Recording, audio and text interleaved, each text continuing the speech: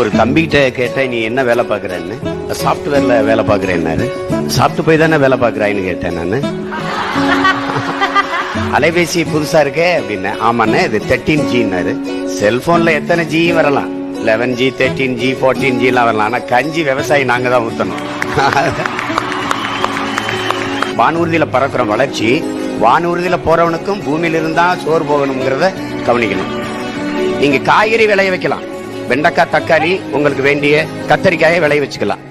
ஆனால் நெல்லு வாழை கரும்பு மற்ற பொருள் எல்லாம் எங்க விளைவிப்பீங்க? மொட்டை மாடியிலே விளைய வச்சிருவீங்களா?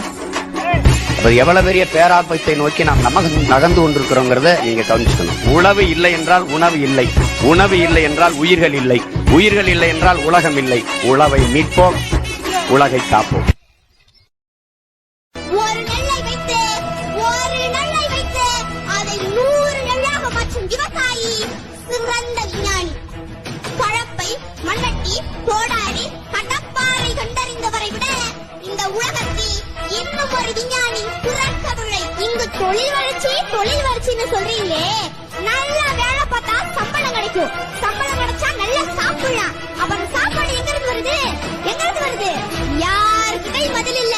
விவசாயத்தை படிக்காதவன் செய்கிற தொழில் என்று நீங்க நினைக்கிறீங்க. விவசாயம் என்பது தொழிலே கிடையாது, அது நம்முடைய பண்பாடு, வாழ்வியல் என்பதை புரிஞ்சுக்கணும். விவசாயத்தை படிக்காதவன் செய்கிற தொழில் என்று நீங்க நினைச்சீங்கன்னா படிச்சவனுக்கு